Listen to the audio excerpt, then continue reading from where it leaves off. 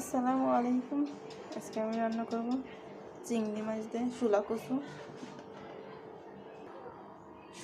আমার রেডি কেটে মশলাটা দিয়ে দিব। পেঁয়াজ বাটা, চিংড়ি মাছ, পরিমাণ মতন মশলাগুলো দিয়ে দিব।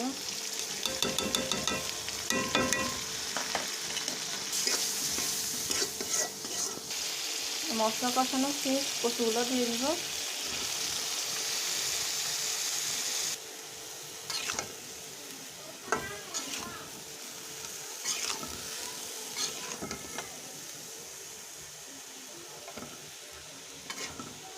এটা নাড়াচাড়া করে 5 মিনিট ঢেকে দিব।